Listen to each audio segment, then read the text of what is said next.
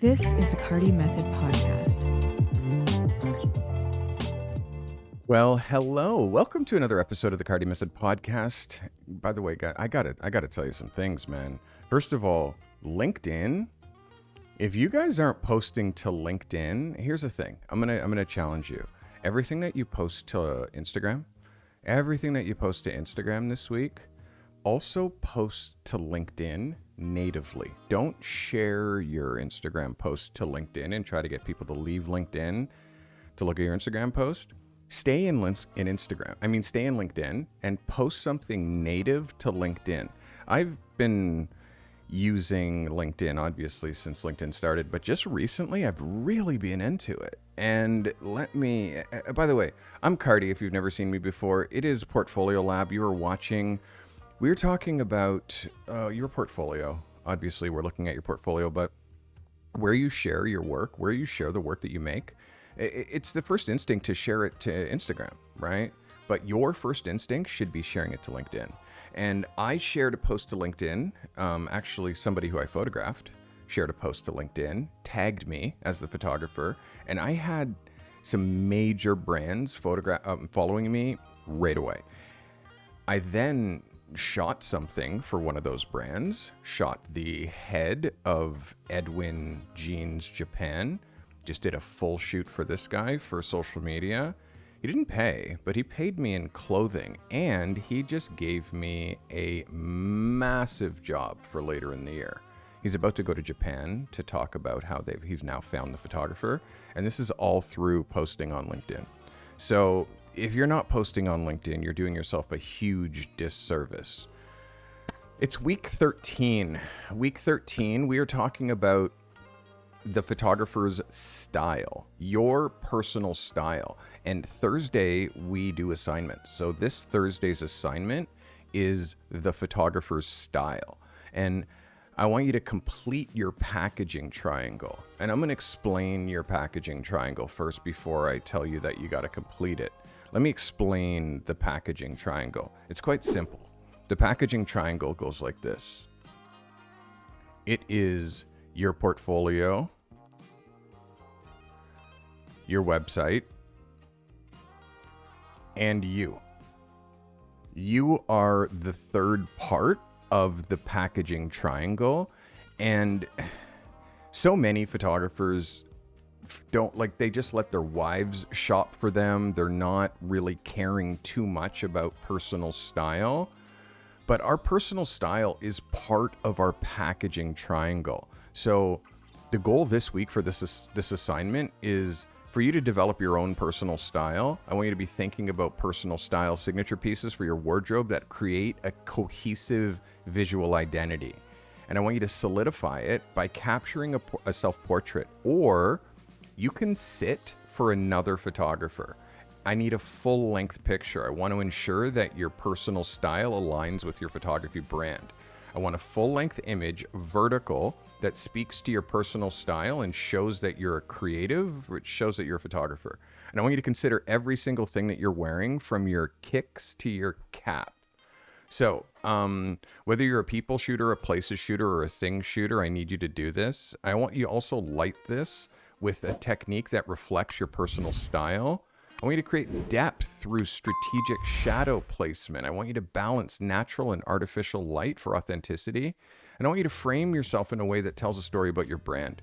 Include contextual details, like in the image, that supports your style. There's no text on these images, please. No text on images ever. Use negative space to emphasize your presence. I want to ensure that your clothing and accessories align with your brand identity. Communicate your unique perspective through expression and posture, and create a visual narrative that complements your photography niche. It's super simple. Thursday's assignment, the key to success there lies in creating a self-portrait that authentically represents your photographic style, while also showcasing your personal brand in a cohesive and compelling way. Remember that you're a photographer, eh? Show the world who you really are. I want a vertical image. I want it to be 4,000 pixels wide, and I want it by tomorrow midnight.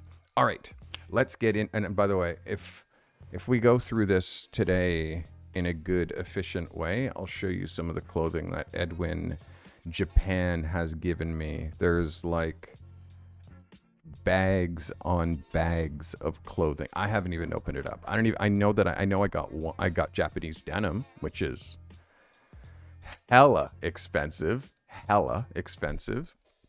But yeah, I got Japanese denim and a bunch of other stuff. All right, let's get into Portfolio Lab and our first submitter.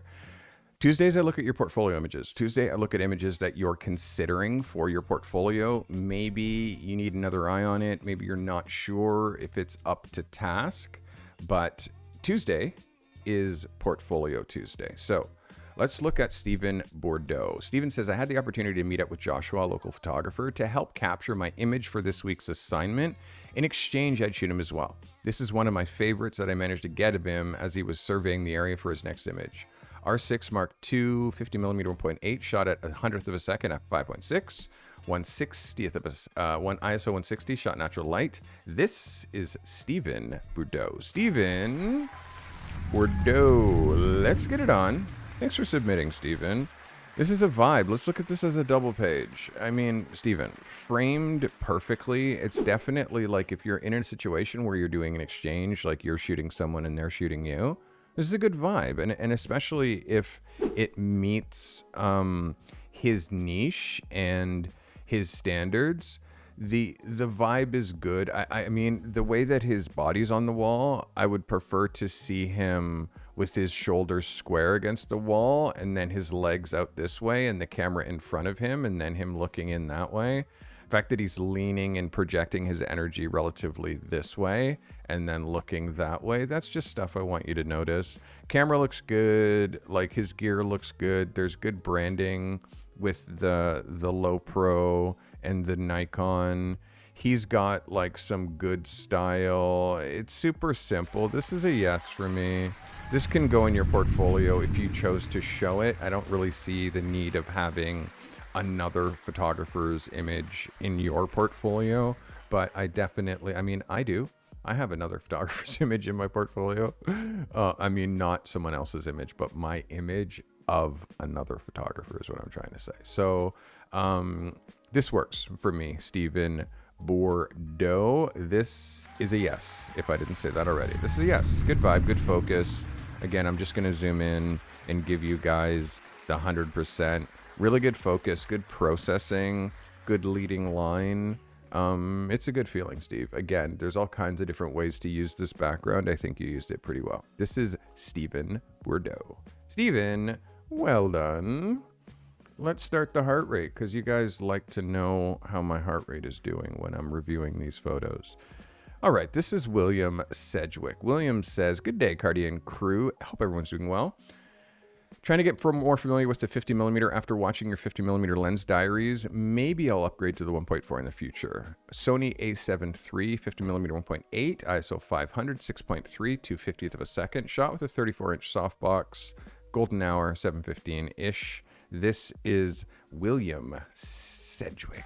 William, this is a vibe. Again, your subject is projecting away.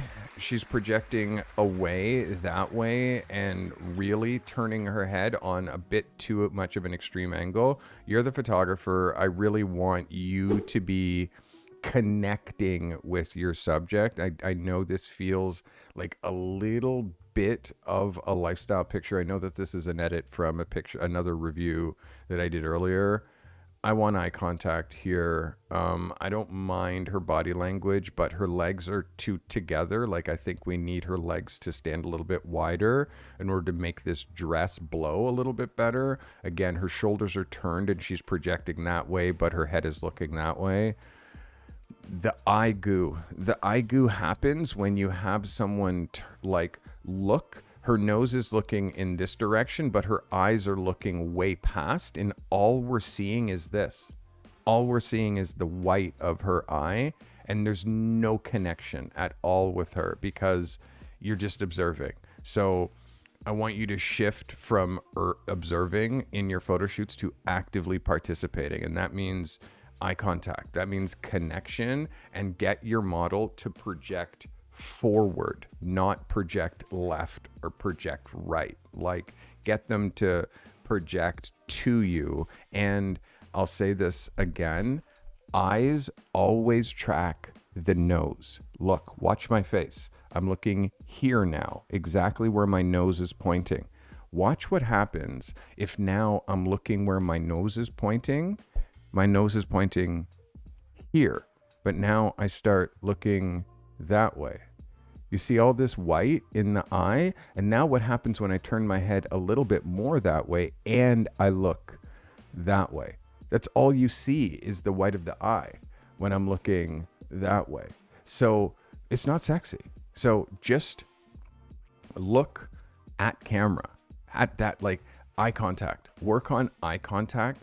That creates the connection. And that's what we're trying to gain with our subjects, and more so than with our subjects, with our viewer. There's times for someone to be looking off, for sure. But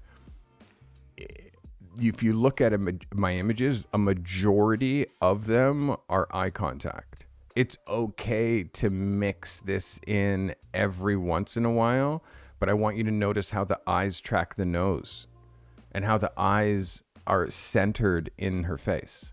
So the eyes track the nose, and then when they're looking off, it actually makes sense. If they're looking too far in one direction, you get a little bit too much eye hole. But again, look at how powerful eye contact is. Look at how powerful eye contact is. Eye contact. Like, project your subjects to you. It makes a huge, huge, huge difference, William. William, this is close. It's better in exposure. But again, the body language is where you're losing me here. It's the body language that's wrong. And photography, we have to be masters of body language. This is where you're losing me on this one. I hope that helps. That is William Sedgwick. William. All right, William. Keep staying with the 50. Also, another thing about your image, watch your horizon line, bro. You're dropping your horizon line right through the center of the image. Like, push your horizon line low, okay? Push your horizon line lower. So it's not cutting the picture in half and making half sky, half water. Like that means you got to lower yourself and be very aware of where you're drawing the horizon line through her body. Very important. And right at the 50-50 mark is not the place to put it. Definitely not. Definitely drop that lower for beyond the next round. And again, I think I've seen enough from this shoot. Shoot some more and show me something else, William, okay? Hope that helps. That is William Sedgwick. All right, William. Let's see Courtney Turner. Courtney says, long time since my last submission. This photo I'm considering is a set of photos for a potential client. I'm in talks to set up a private shoot. Z7, 35mm 1.8, overcast, 640, ISO f4, 1/250th of a second. This is Courtney Turner. Courtney, thanks for submitting. So I definitely see what you're doing here with the angle, but the way that you're cutting the nose of the car feels like really abrupt to me. Like, not seeing that shape feels really abrupt. Like, this is a horizontal picture. Like, this perspective down on the car is a horizontal picture that you're shooting, like you're actually cropping it. Yes, I appreciate the shiny paint, and yes, I appreciate the carbon and all of that, but it's like, and I even appreciate the top down, but I feel like the depth of field that you're using with this car, let me just look back at your f-stop. You're shooting at f4.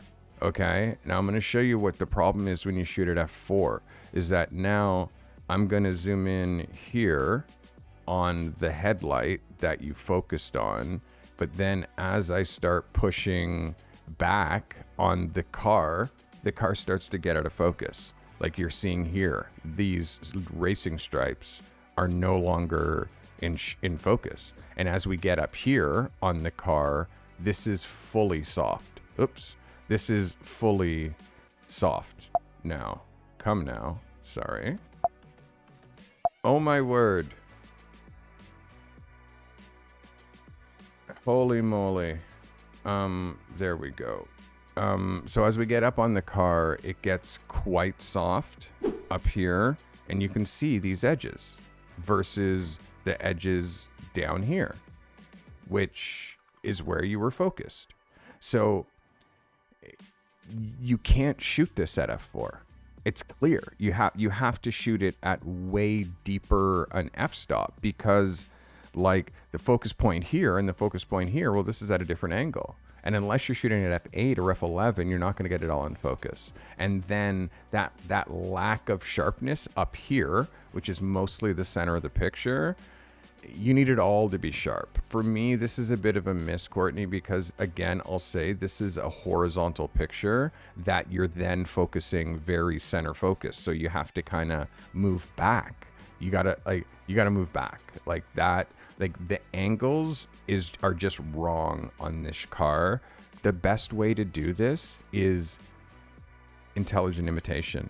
Find a top-down version of a car and then nail it. Like I'll use Sean Thomas as an example. Sean is a car photographer that I've been coaching for almost a year.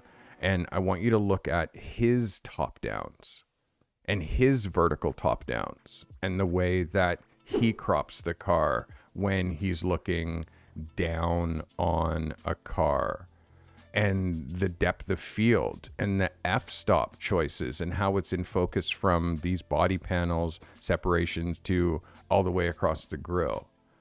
And another top down showing the whole car and the back of the car and seeing the Porsche logo in focus and the curves in focus and the mirror in focus, but also this stuff and this, like the whole car in focus shot on a non-distracting background. So I want you to look back at the way that you now crop down on this car. And it's like you have to choose something. If you're photographing the light, the headlight, well, you're cropping the headlight up here.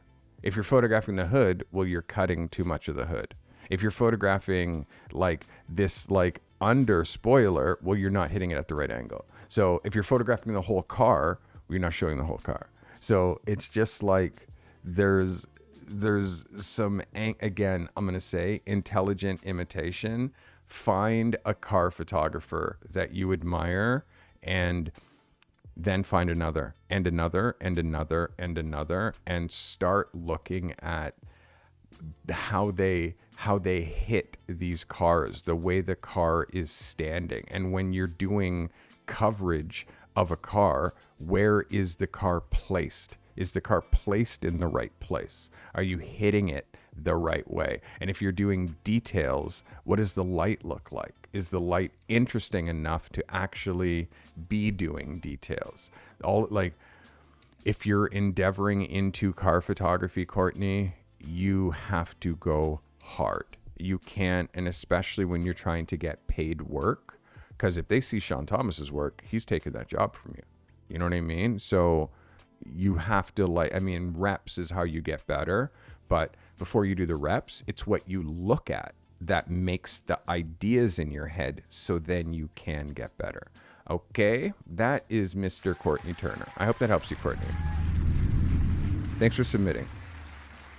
All right, that is Courtney. By the way, if you guys want to join Portfolio Lab, it's super easy. All you need to do is go to thecardymethod.com/Portfolio Lab. And you can join.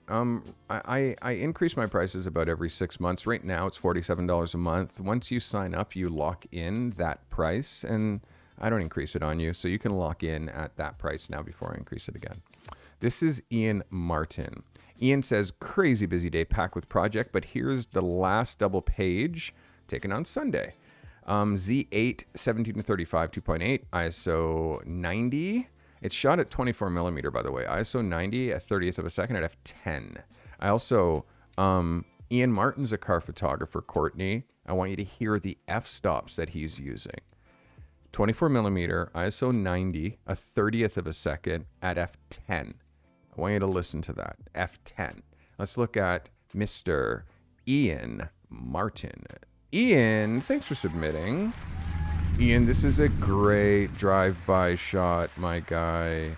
And again, the movement let's look at this as a double. Like, really, really textbook, Ian. This is excellent and a really good add to your portfolio. This is what I was begging for. This truly is what I was begging for from you. Like, the Porsche that you chose is like just the right vintage Porsche, hard top. It's really, really slick. The joy on this man's face. We do have a little bit of like camera wobble, camera shake from shooting at such a low shutter, but I think it works. I would love to see how you could incorporate strobe and movement. I know that's like, that would have to be like, you would have to rig, you'd like, if you're doing a follow car, you would have to rig like some sort of light on this side of the car up here that's kind of like coming down and like giving you that frozen moment, and then with the slow shutter speed, but then you'd be shooting from here. I think you could rig something, but again, that's just for these motion shots. I think this is a yes all day, Ian. I'm very happy with this. I'm going to show you the full image again. And by the way, guys, if you want to follow me on Instagram, I'm at Steve Carty. And the Carty method is how you see the images that win photos of the week. They get shared on our Instagram twice daily. So make sure you're following the Instagram. I'd get in here and take a little bit of the dust, these hot spots off the road. Not obviously the tar crack fixing, but just these white spots. I think that could help you. There's a couple. And I mean, really, I'm not trying to nitpick you. So I don't want you to feel like that. This is a great location. It's a great shot. The car looks like it's really humming. You shot it at the right shutter speed to give you the right motion. My next suggestion is dropping that shutter speed to a 60th instead of a 30th. I still feel like it's going to give you that feeling of motion, but might give you just a little bit more sharpness in the car. That is my only critique. Other than that, mister, that is an 11 out of 10. Guys, that's Ian Martin. Very, very, very good image. Taylor, how we feeling? Yeah, she's into it. Well done. Well done, Ian. All right. How are my old people? Hello, old people. You two good? Having a good day? Enjoying your time with the Carty man? Yeah? Cool. Appreciate you guys being here. Appreciate you being here as always. I'm looking for Nadine O'Connor, and here she is. This is Nadine. Nadine says, hey, Carty and crew, shot last weekend. Didn't get a chance to shoot anything this week due to being sick. Is this portfolio worthy? Thanks for your honest review. Sony A6300, 55mm 1.4, ISO 800 f9, shot at 88mm, a 200th of a second. I thought you shot with a 55mm 1.4. ISO 800 f9, 200th of a second. Let's have a look at Nadine O'Connor. Nadine, this is way, way, way closer, way better. Now, the way that you're cutting off the nose of the truck, I don't really mind it, because really, he's the subject. Let's look at this as a cover. Like, it's cropped really well. I mean, you could have punched in just a touch, but again, it's something that we can do in post. That's not a stress. Let's look at this as an 8x10. Show me the 8x10, mister. Hello. Show me the 8x10, please. There we go. Oh, there. It's all the way down here. That's what's going on. My 8x10 frame for frame got moved. Yeah, you cropped this perfectly. Like, really? You cropped this really well, Nadine. I got nothing but love for you. This is a yes for me. Nadine, this is what I expect from you. This. And I know you can do it. And that's what makes me happy. I'm hearing from chat. I like the showcase for the trailer brand, which is obviously means that you can actually leverage this and send this to the trailer brand. I like the fact that you see that he's filling up, which is great. I mean, obviously this trailer being like super, super shined up is like, but the fact that it's used, like you can see the dirt underneath his belt buckle, like the pen, like this guy is just it. He is the part. He is the part. This is what I call an 11. Denise, this is your bar. Okay? I'm going to show you. It goes like this. Okay? And there's these ladder rungs, right? And each time you go from, and I'm going to say right now, you're like here. Each time you go from this ladder rung to this ladder rung, the goal is to never go back down. Never go back down. Each one of our images has to bring us up in understanding. And sometimes if we're here and we're doing things here that work, don't abandon the things that work and now start experimenting. Stay with the stuff that works. And when you're and repeat it. Just repeat this idea again and then again and then again. And the more you do that, you start to create this like way that you do this thing. And that we call our visual signature or our photographic style. So I'm proud of you, Nadine. You did me proud here. I think that you really put yourself out there and made the kind of photograph that, are you guys getting buffering? It's telling me that you're buffering. I have the world's best internet. Like there's no reason why you should be getting any buffering, but YouTube Studio's telling me that there's some buffering. So I apologize if there is. Nadine, this is a yes for me and an 11 if I didn't already give you one. Taylor, get happy. Well done. Well done, Nadine. That's a dope picture. It's Nadine O'Connor. This is Torrance Davis. Sedona at the Airbnb. The backdrop was killer. She wanted to pick with her baby. They asked me to take it with their phone, but I happened to have my Fuji gear with me. XT3, 56 millimeter 1.2 f11, ISO 160 at a 1/60th of a second. So a 56 millimeter on an XT3 is like an 85-ish. Let's look at Torrance Davis. Torrance, well, I mean, this is gonna make her happy. The light's a little top light-ish, and your exposure in the face is a little bit low, it's a little bit low. And you can see because it's like the wrong time of day, we start to get we lose this eye, and we start to get some really hard down shadows on her face. The light on the baby's face is good, but I think you need to increase shadow detail, because you can see your shadow detail up in here. Your shadow detail up in here is it really starts to get quite dark. And when you're looking at this, the exposure, the overall exposure, is that doesn't say exposure, not even close. The overall exposure is, I'll call this under a third. Mostly her exposure here is okay, but you can see we're just losing the detail in the baby's eyes. You need a reflector in here. And I know this is a grab shot that you're trying to turn into something that you might be able to use for your portfolio. It's a pretty moment, but this isn't a portfolio picture. As pretty as it is, it's still a snapshot. I was here with my baby and you took that photo, which again, I appreciate, but it's not a portfolio picture. It's a service that you've done for her. So I definitely appreciate you doing this service for her, which is making you a kind person, a kind photographer, but it's not moving what I would call your needle forward. I don't think it's going to move your needle forward. And again, it's this is not, Torrance, what you need to determine is what you shoot.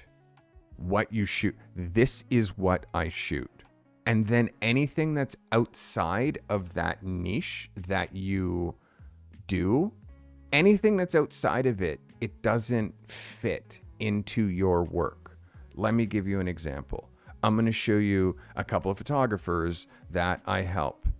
Sean Thomas. So Sean has his camera and he's at Sedona in front of this beautiful mountain. And a lady is like, oh my God, you have a camera. Can you take a picture of me and my baby? Sure. He's like, sure, I'll take a picture of you and your baby. And he'll take that picture and he'll send it to her. But guess what? It won't go in his portfolio. It won't be like, oh, well, now let me like show that on my Instagram, because it doesn't fit with what he's doing. He's a car photographer. It doesn't fit with that. Let me show you Nick Johnson. Now, Nick Johnson, same situation. Nick is a photographer. Nick is on location shooting a model in this place. The lady is there with her baby. She asks, can you take a picture of me with my baby? Nick is like, yeah, of course, I can take a picture of you with your baby. Click, he takes a picture, he emails it to her. But he doesn't put it in his portfolio. He doesn't put it in his portfolio. Like, it's not a picture that you then submit for photo review to get critiqued on, because it doesn't fit within the body of work. Nick, I'm not sure what this is going on with your website, like these lines. Clearly it's not my monitor. It's just on your site. I know that Nick has been having some issues with Wix, but this is the latest one, which is these lines that are going through your screen. And just to show you, looking at any other website, this is specific to yours. So I just also want you to see, like, you shoot what fits for your niche, and that's it. Anything else that you're shooting that's outside your niche doesn't actually work. It doesn't serve a purpose. Our only purpose is to bring value to businesses who have the money to pay us. Bringing value to people who have no money or no need or no desire to pay us, it's just of our time. And again, you can do that out of the kindness of your heart, but then sending that image for review, like, that part, Torrance, I don't get. It's underexposed by at least a third of a stop. It's a pretty picture, but it's like, this isn't why you're here. This isn't why you're here. I hope that helps. Please don't share that picture. Don't put it on your Instagram. Don't now say, hey, I do this. Like, all you're doing is diluting the impact of the context of the images that you are making for a specific audience. You need to ask yourself, what is your niche? And the reason that you're all over the place is because you're inconsistent. You're inconsistent here. You're inconsistent submitting. You're inconsistent being in community, talking to people, and seeing what other people are doing. And you'll notice that these kinds of pictures, it's just for that person. It's not for commerce. It's not for value. And the only person that this picture brings value to is this mother right here. That's why she's so happy. As far as you, though, there's no value there for you, and you can't share it. I hope that's clear. That guy is Torrance Davis. Torrance, thanks for submitting. All right, Torrance. All right. Gerard Danso. Hello, Godfather. Please let me know if I can use this image in my portfolio. EOS R Sigma 85mm f5. You got an EOS R now? You're shooting with the 5D Mark III. f5, 1/200th of a second, and ISO 200. 2 light setup, 80x600 and a softbox, a big one, 128 centimeters. This is Gerard Danso. Gerard, it's a little bit of a different direction for your work. Technically, it's well done. I'm not sure about the pose. Because she's wearing such stuff that's so tight. And then because it's so tight, it's not flattering in this area because she's crouching down. And then because she's crouching down, now this strap is pulling in all the wrong places. So like I question the styling. This jacket is not real leather because I can see inside here that this is kind of like a pleather thing. So we kind of hide seeing the inside of this, because if that was hidden, we wouldn't really know. Her nails are great. She's a pretty girl. Like, I definitely see the vibe, but I think the pose is like she's trying too hard. She's styled too hard. The whole thing is like it's a bit too hard. I would like, again, a little bit of a different pose. And I know you shot different poses, so I'd like to see different poses. The format of the shot, the exposure, the tone on tone, the like silver boots in the black outfit. Like, there's so many elements that work here, but there's some that don't. The sunglasses don't work. They don't work inside. Like, sunglasses inside, if you're shooting for a sunglass campaign, but these are, they're not Dior or something that's super expensive, and it's hiding too much of her face.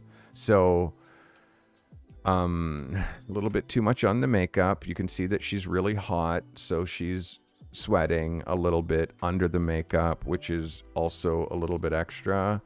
Again, these kinds of images, if you're in a place that's really hot, makeup artists shouldn't be using foundation, because foundation just falls off a face and it makes the skin not able to breathe. And because the skin can't breathe, then the girl, like, it's just like the makeup just pushes off her face, which is kind of what's happening with this girl. Is her makeup is starting to push off her face, because you can see it happening over here and you can see it happening up here. So these are, hey Pappy, thanks for hanging out with us. So these are things that I notice about this picture, like as if it was my picture. I also noticed the retouching on the legs, this inner leg. I mean, she's got some oil. The retouching is not bad on the legs. You have to use Liquify to fix this, the way that this is happening in here. And again, it gets really hard to fix here, but it's because she's wearing something that's super tight across her belly, and then she's crouching down and bending forward. So for me, the idea is like, I see what you're trying to do, but there's a couple of styling elements and the sunglasses and the pose that make this not work for me.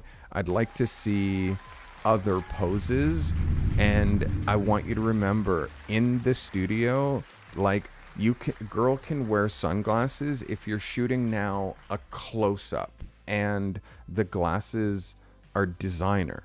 The glasses are designer, and again, these are, I don't know if you can see that, these are retro super future.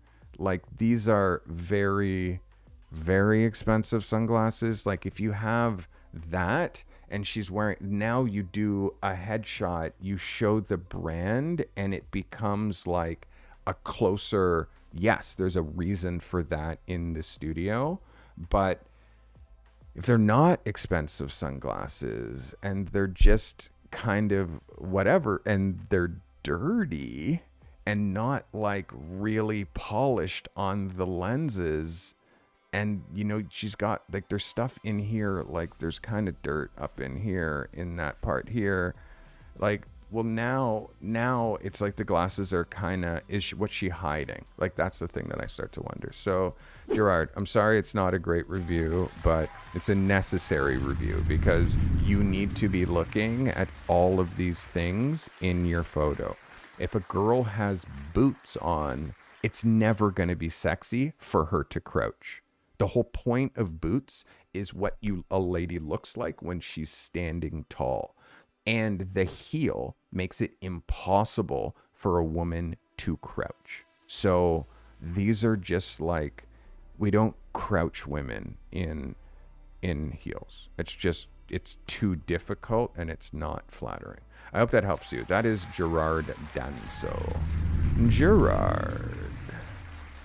I see the matrix, people. I see the matrix. Are you a photographer ready to go pro? Or maybe you're a working photographer struggling to sustain your business? My coaching programs are designed to meet you where you are and give you the guidance needed to move your needle forward. Whether you're looking for a focused 1-hour session to fix a specific challenge, or you need the type of ongoing support that 6 1-hour time slots would give you, I'm here to help you master the systems and build a career that you've been aiming for. By the way, if you book me for one of my ongoing coaching sessions, you pay for 5 sessions and you get 6. With over 34 years of professional experience, I guide you through the key aspects of creating a thriving photography business. Whether that's building a standout portfolio, or sharpening your brand, or even setting up systems that bring in clients consistently. First of all, I give you flexible coaching options. Choose a single 1-hour session to get some quick insights, or you can commit to 6 sessions for a full transformation. I can even walk you through my proven systems one-on-one. Whether you're looking to break into the industry or you're struggling to keep your business afloat, these sessions are personalized to focus on what will actually move the needle for you. You're going to get real-time expert guidance, and believe me, there is no one-size-fits-all advice. You're going to get actionable insights and hands-on support to address your unique challenges and unlock your full potential. You don't have to do this alone, eh? Let's work together to take your photography career to the next level. Whether that means finally going pro or creating a thriving, sustainable photography business. Visit thecartymethod.com/coaching to book your session today.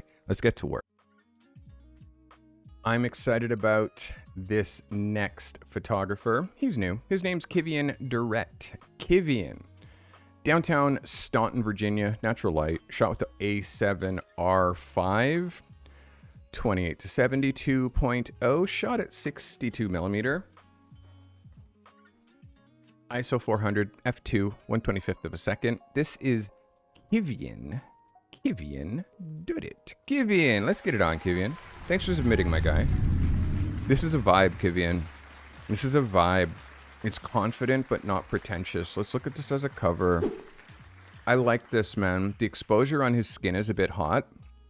I want you to look at my exposure on my skin here. The exposure on your gent is just a little bit hot. Let's go. Let's hide the cover. Let's look at this at 100%. It's right in here in your highlights, and I'm going to put him just next to me. So you see my skin tone and you see him in the highlights here. This is my highlight side. This is my shadow side. So his shadow side, you're exposing for the shadows right here, right? And because you're exposing for the shadows, the highlights are going to burn out. Which is okay, but you just need to pull the overall image back down just a little bit. Not sure if he's swollen on this side, but he looks a little swollen on that side based on his head angle. But his hair is tight. He's got good swag. We got the starter jacket pullover. The fashion matches. You've kind of elevated him. This is a vibe. I'm going to say yes for this one. Let's look at this as an 8x10. As an 8x10, it crops nice. You were really disciplined when it came to the framing. So this, for me, this is a yes. I do want you to watch the exposure. I want you to give me back this, like, take off 10 Yes or yes? to 20% of exposure. Just pull that back. You can see your whites are kind of bleeding out. We're no longer seeing the fabric in the whites here. His hand is getting a bit bright. The starter logo is burning out just a little bit, and the highlights up here are getting a little bit hot. So I just want you to take back like 10, 20% and then look at that. I think that you'll find somewhere in between that range is where your exposure lays. That's a good one for me. Good shit, Kivian. Kivian, again, new photographers, or at least new people to Finding Me and new people to Portfolio Lab, we have to support. It takes real courage to have your work reviewed like this. I want you to know that I know that it takes real courage to have your work looked at and scrutinized and, you know, critiqued by a pro. I got to tell you, every pro had another pro that's a little bit further ahead of them guide them. I did. I had people look. I still have people looking at my work and ripping it apart still.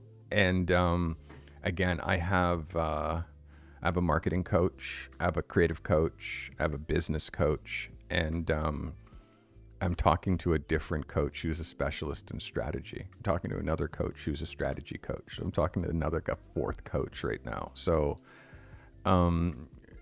every great athlete has a coach. Every great photographer has coaches. You might not know about it. They might not have the role as coaches, but there's people behind the scenes that are definitely helping. All right, guys, that is Mr. Kivian Durrett. Thanks for submitting, Kivian. Next is Francis Jeffrey. Francis says, this is a different photo from the same professor shoot with a Notre Dame mug, shot with a studio light, blah, blah, blah, blah. 18 to 200 Tamron lens. I really want you to get another lens. I used the spot healing brush. 60th of a second f8 at ISO 800. This is Francis Jeffrey. Francis, thanks for submitting. So Francis, the light here in this image, it's like, I know you're using lighting, but the lighting is just, it's not right. I need you to be watching some stuff on lighting so you can get a sense as to like how to light. Lighting is something that you can't wing. The holding of the mug makes this feel like a snapshot and not a portrait. I know this is your dad. I know you shoot lots of stuff of your dad. I keep encouraging you to expand your subject base because although, yes, you are practicing on your pops, once you start hitting portfolio level images, you can't have a whole portfolio of images of your dad. And then you're gonna have to recreate that image with a different person. So why not just try to shoot different people so you're forced to be able to relate to new people. And each time you're relating to a new person, you have to make a new person comfortable. And those are the reps that you need. You're staying where it's safe, which is shooting your pops. And I get that, but I need you to push outside your comfort zone in order for you to really grow with photography. The lighting, the contrast, like there's so many elements here. I need to see exactly what you're doing with your light, meaning I want you to make a video and submit it and say, okay, so here's my subject and here's what my light is. And this is exactly what I'm doing. And this is how I'm measuring the exposure. And then this is how I shoot it. And then this is what I'm doing in post. I want to see the whole thing because like your picture shouldn't be this muddy. Like it feels muddy. And I know part of that is because you're using this 18 to 200 millimeter lens, which is trash, that I really am trying to get you onto like just a standard 50 millimeter lens. An 18 to here, maybe I can explain it to you in a different way. Let me just do it like this. How many lens elements are in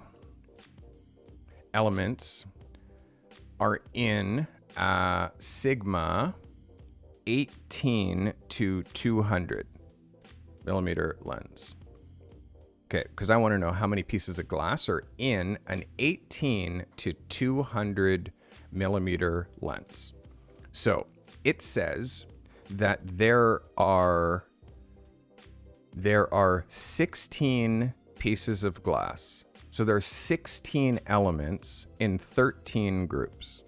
Okay, so there's 16 pieces of glass. Okay, how many elements are in a 50 millimeter 1.8? It has 6. Wow, 6 elements in 5 groups. So let's say, what was the first one? 16 pieces of glass versus 6 pieces of glass. So he says that he shot this with a 18 to 200 millimeter Tamron lens. That's what it says right here. So, how many lens elements are in a Canon 50 millimeter 1.2? RF 50 millimeter 1.2? That's the question.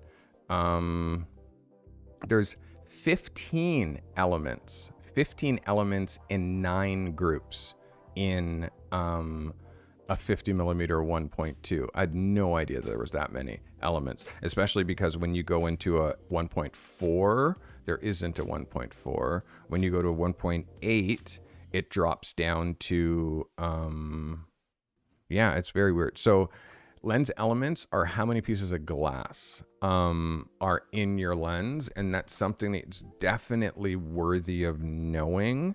How many elements? And again, the way that I describe it is, how many lenses is your lens trying to be?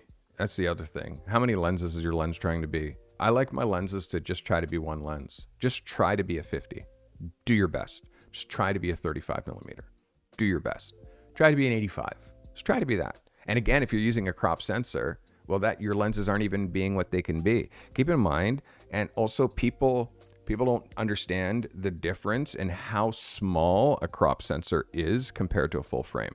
Okay, a full frame sensor, if you want the difference between full frame and crop sensor, it's like this. Full frame sensor, take that, cut it in half, turn it that way, and that's a crop sensor. Okay, so take a full frame sensor, crop it in half, turn it sideways, that's a crop sensor. So,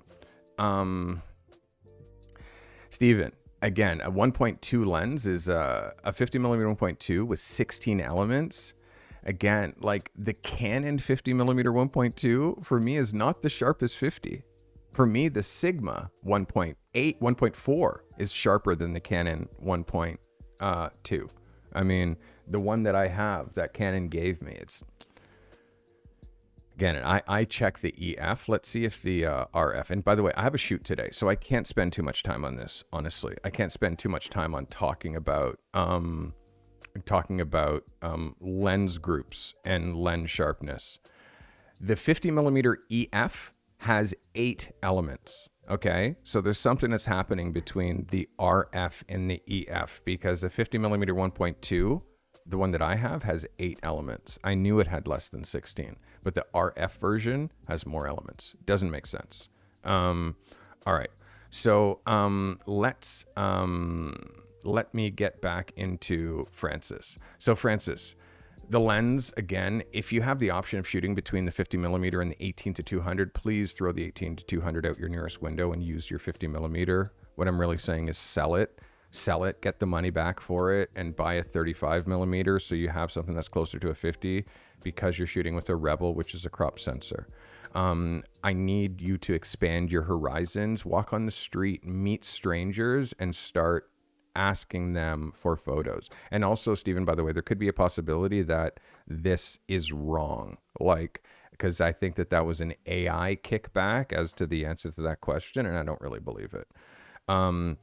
Francis, I need you to really try to expand your horizons as far as who you're photographing, and as far as lighting, I need you to watch my video called 2 ways to flatter with one light. Let me find this on YouTube so you can actually, it is in my playlist. It is in my making pictures playlist, making photographs. It's right here. This video, how to light in studio with one light. If you're new, watch this. This video that only 1,000 people have watched of my 34,000 subscribers, I'm going to share this in chat. If you are having trouble with light, even if you're not having trouble with light, watch how I light. That is video 1. Video 2 is legendary hacks that pros use in studio. Watch this, please, Francis, so you can get a grip when it comes to what you should be doing with light. Legendary hacks pros use in studio is a bit more advanced. The beginner stuff is this one right here. Do that for me. It's going to help you greatly. You're making the same mistakes over and over again. I'd like to see that corrected. All right, guys, that is Francis Jeffrey. Again, it's cropped very fine, but it is still a snapshot. It's still a snapshot of your pop because he's so carefully showing you the smug. Okay? Let's get into Rafael Ortiz. Raphael says, shot with the D850, 50mm 1.4, ISO 64, f4.5, 1/250th of a second.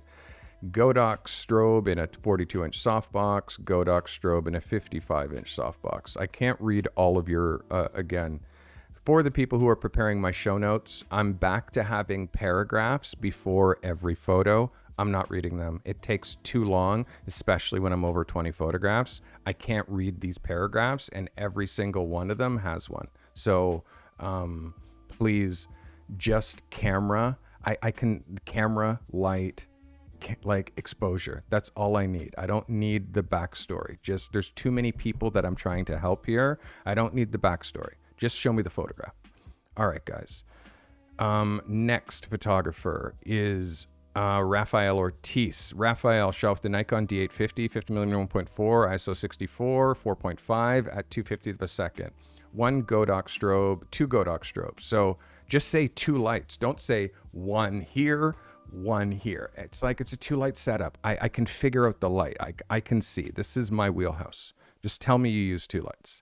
All right, so Raphael, this is a vibe. I'm trying to figure out if that's a blue background or if you did this in like with a cast or with post. It's definitely a vibe. Thanks for submitting, by the way. I'm just not sure about the like, I'm holding my thing. Like I'm holding my jacket and posing. Like that is a pose. And I'll say over and over and over and over again, thanks, Raphael. It's a blue background. Thank you. I'll say over and over and over again, the pose is no pose, especially when you're shooting a guy. If he's doing this, he's posing. And especially because he's smiling and looking at camera, he's doing something for you to take a picture of, which then takes the act of photography and turns it into snapshot. So you hit it sometimes out of the park, but this, for me, the pose is the miss. His shoes are not really camera ready, so I kind of would have like cropped these shoes out. I would have cropped this this picture 3/4. If you want to shoot a full length, he has to be wearing cooler shoes. Yeah, I'm on the fence. The jacket's okay, but all I need him to do is have his hands in the pockets or shoot him just with a t-shirt. Yeah, the belt, that's a belt that we wear for dress pants, not for jeans. That's a dress pants belt, not a jeans belt. There's a couple of like style elements here that I definitely notice. The way that you cropped it is great. You definitely cropped it properly. You can see it works within an 8x10 here, Raphael. It works perfectly. How you shot the studio, again, I wouldn't mind you just a little bit lower, so you're not looking down on his shoes so much, and that's going to elevate him and make him look just a little bit taller. Small things. The biggest thing is look at a magazine, is what I'm going to tell anybody. Look at a magazine. If you're not buying magazines, then that means you don't know how to pose people. And if you don't know how to pose people and you're just letting your subject do whatever they want and you're shooting it, now it's the blind leading the blind, okay? Poses are so important. I'm going to show you balance. Where is Carty Client Gallery? SteveCarty.com. I'm going to find a quick client gallery so you can see what my work looks like on the back end. So you can see, let me show you client galleries. And then Edwin Japan. This is like, again, I just shot this. I want you to look at how systematically I shoot photos. Systematically. Share. Get direct link. Okay.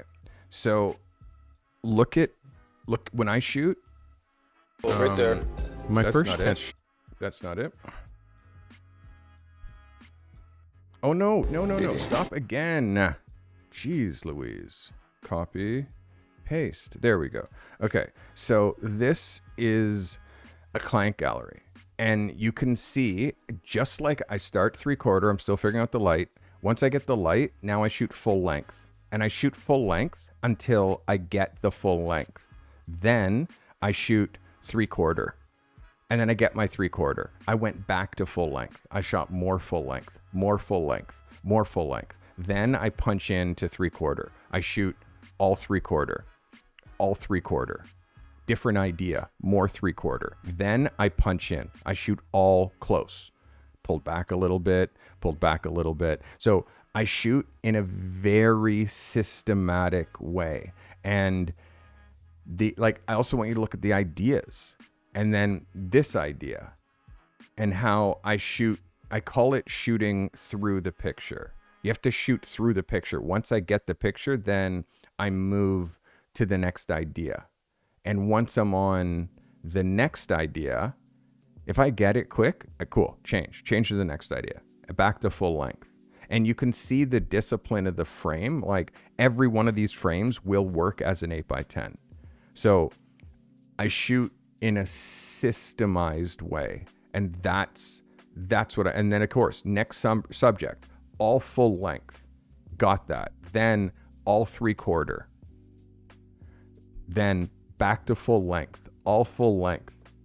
Like I shoot in a I'm not moving all over the place and trying things on every frame. I know exactly the crop that I want. And then the next subject. Again, start full length, shoot all full length, nail my light, punch in, shoot my punch in shots, gab headshots, back to 3/4, all of that. Like this is how I shoot. And this is how you have to shoot. But I also want you to look at the poses. The poses is no pose. Like this is a pose. Like it's no pose. But you notice how I'm too high up.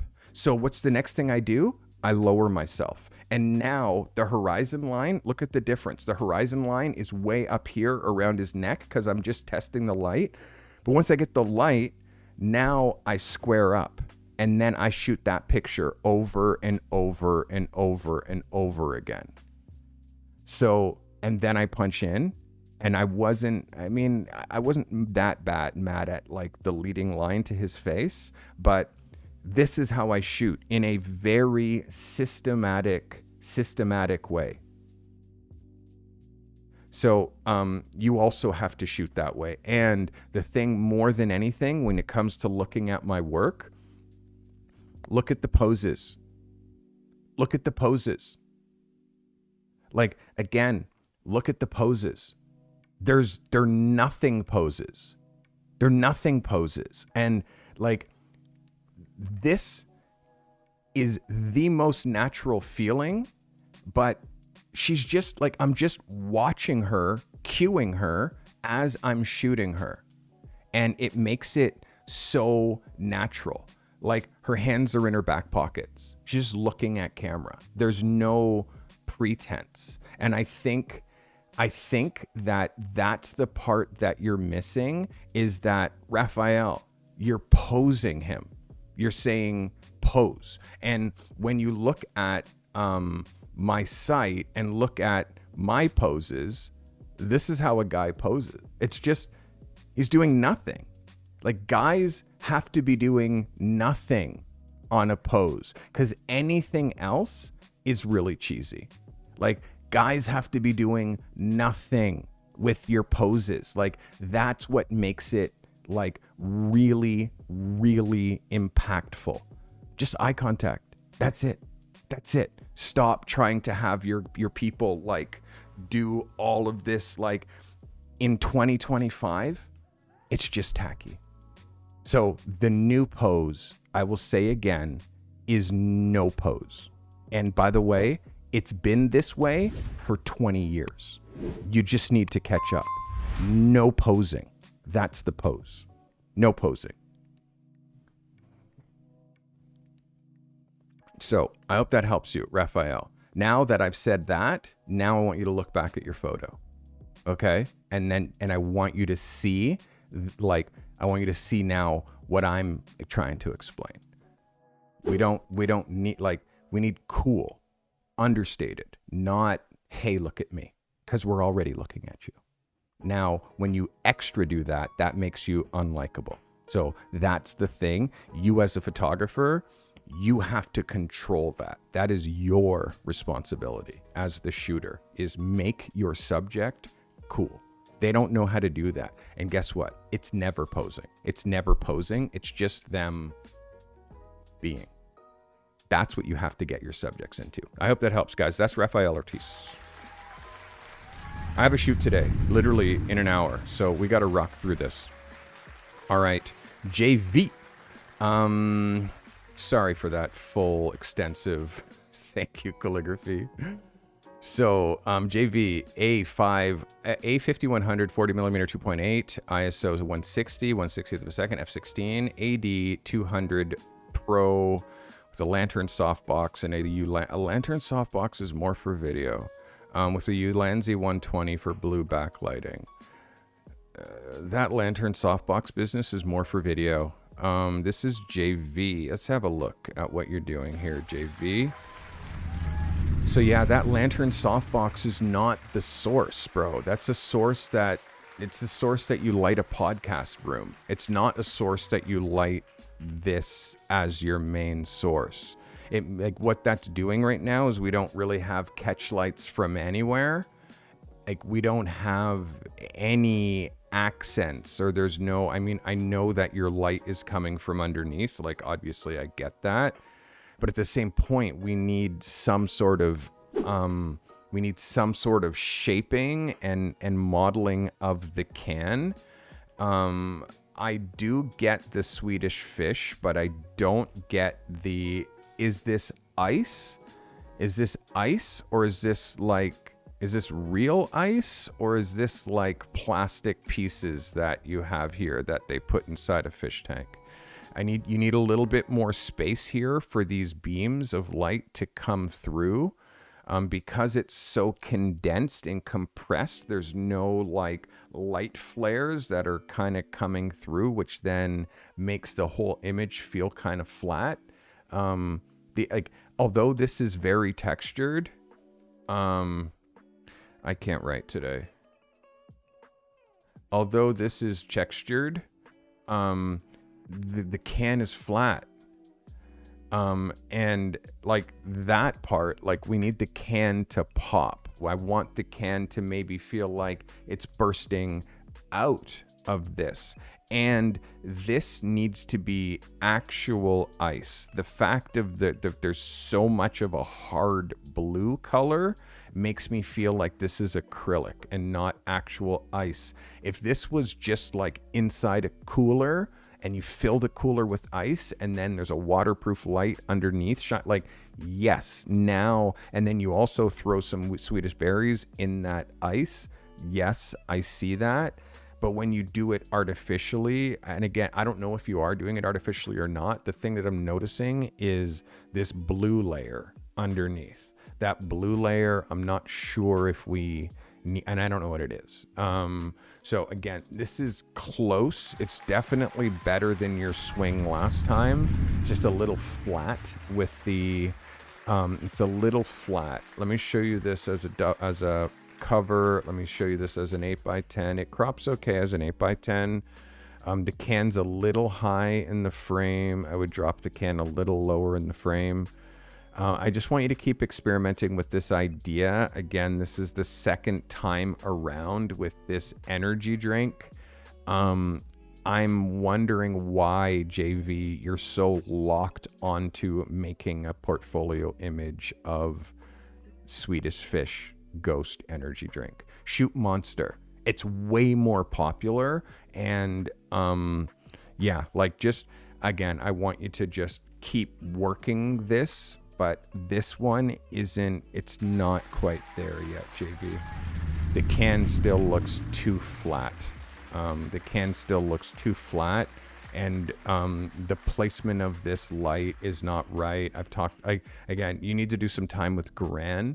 Garan will help you with lighting product. Garan is on my team. He's a very accomplished product photographer. He's going to help you. He can help you with light. Book some time with Garan JV, please. It's going to help you greatly. The selection of your products, like what product you choose to shoot, is so important. Like what product you choose to shoot is so important. And the idea attached to that product is also so important.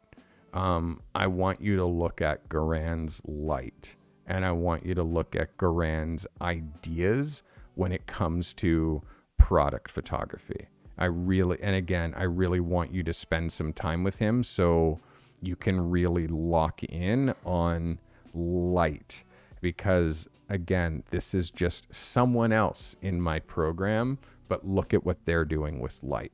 And then I want you to look at what you're doing with light.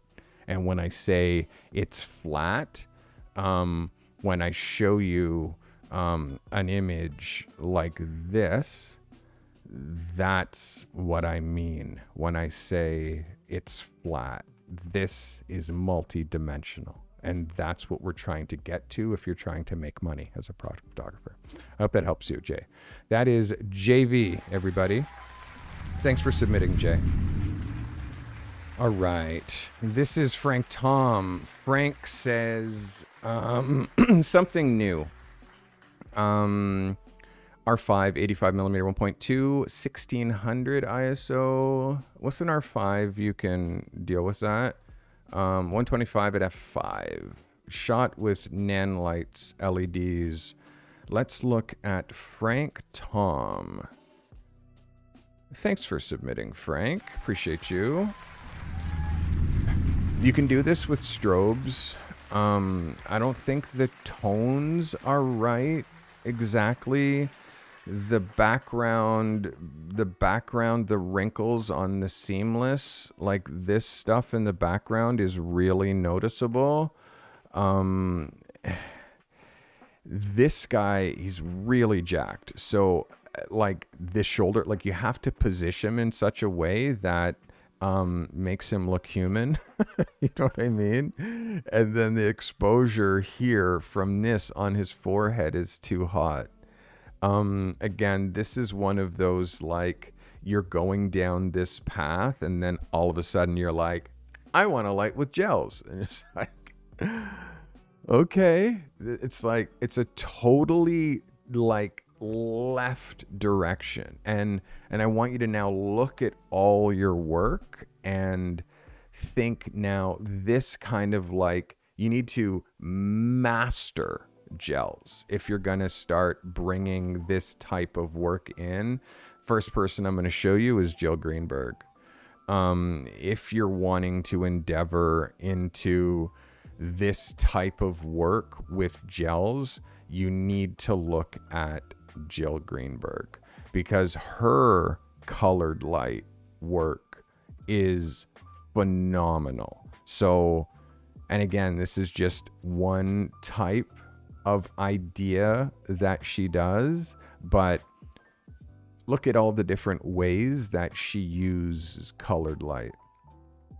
So it can't be a one-off, but it's also what I would call for you a style deviation. So you have to shoot a ton of it. You have to shoot way more of it if you want it to make sense in your portfolio. Because if not, then it doesn't make sense in your portfolio. So, yeah, you have to be thinking about how you're going to be using these gels and how far you want to go with it. And also look at what your competition is doing and ask yourself, is this right now? Or is this kind of like a little bit like a few years ago? Personally, like using gels in the way, like, I would like to see the blue background and his skin lit red with white light, but then with blue accents. Like, I need to see normal skin in there with some blue hits. So it's not just blue and red. Like, I think if you're going to do this, you have to go way further. You also have to pull him further off the background or buy new seamless because your seamless is busted. And we're seeing that in the background, or you got to go in post and clean up all of these shadows because now you're introducing cross light, which just is showing all kinds of weird things on the background. Yeah, I'm on the fence for this one, Frank, honestly. It's literally like what would you have done with this man if it wasn't gelled lights? That's what I want you to lock in. Like, what would I have done with him if it wasn't gelled lights? Right? So now it forces you to actually come up with an idea and execute an idea with him. Just holding a football, it's not an idea. It's just a portrait. So again, it's like, you're kind of throwing me here. You're on a straight trajectory. I appreciate that you're trying something new, but this stuff, like, you need to try something new in secret for like 2 months, and then now you've done it 20 times, and then now it incorporates with your portfolio. But a one-off, it feels like an experiment. So that, like, I want you to really push this. And again, I hope you shot him without the gels. And again, a guy like with a body like this, I would have just had him take his shirt off and just shoot him straight up, side light, muscles, and him holding a football, looking dead at camera. But the side profile and then the head turn, it just, like, that body language is just weird. Like shooting him from the side and not having him square up. And it's like, what, because you want to show his arms, you'll see his arms if he's straight on, because then his arms turn in this way. And then you see them here and here. So I don't understand the side profile and the head turn that way. For me, Frank, that the body language and the gels don't work in this particular image. And also LEDs are just silly. Like in this case, this gets like, it's just all burned out. It's like, it's just so hard to regulate. Like, it's video lights. I'll say again, it's video lights. I hope that helps. That is Frank Tom. Thanks, Frank. All right. Who's on the docket? This is Charles Fortin. You guys are watching Portfolio Lab, by the way. If you don't know what you're watching, I am a professional photographer. I've been doing this for 34 years. I've been helping photographers get to the next level for 30 years, starting first with my assistants, and then I've helped like 10, 15, 20 assistants make it to like full-time photography here in Toronto. Some in New York. They left here and moved to New York. And now I do it in person here on the internet, in person. I do it over the internet. I help people get to the next level. I'm still a full-time photographer, which is why I'm rushing through this, because I have to shoot at 2. All right. Charles Fortin. Charles. Sony A7 IV, 70 to 180. 70 to 180. Sony ISO 100, f22, 320th of a second, natural light. Charles Fortin. Charles. This is a vibe. This is definitely a great lifestyle picture. I love the silhouette. It's really strong as a cover, Charles. I love the tone. And again, the thing that I love is that you pushed the horizon down. That I keep asking. You pushed the horizon line down. You pushed it down here. So now we have them against sky, which makes this picture feel way more hero. Yes or yes. This makes this image feel way more hero. They're holding surfboards, but this looks like it almost could be an angel wing, which is kind of like a visual metaphor, which is dope. This is a yes, Charles, all day long. This is a yes. Let's look at the focus. Really sharp focus. I love the silhouette. Little hint of sun behind that surfboard. Yes, Charles, this is a yes all day. This is a very, very, very strong picture. So yeah, that's an 11 out of 10 for me. That's an 11. Absolutely. Well done, Charles. Well done. By the way, I've been told that I should tell you to join and hit the member button because I'm making some members only content. I'm working on members only content right now. This video, it's a behind the scenes of the shoot that I did for Edwin Jeans, like hanging with the client, multiple locations, and like a little bit of a post-op after looking at the work. I'm going to drop it for members only first and then make it public maybe after a week. All right, this is Natalie Murdoch. So Sony A7R3, 55 millimeter 1.8, ISO 3200, 5.6 at 1/60th of a second. That ISO is a little high, Natalie. All right, Natalie Murdoch. Let's get it on, Natalie. Thanks for submitting. I'm worried about the ISO 3200, so I want to look at it close up. You don't see any evidence of the ISO 3200 at all. So this is like really a perfect exposure, Natalie. So I have no issues with that. Let's look at this as a cover. It's composed perfectly. It's framed perfectly. This guy has like a hilarious mustache and vibe.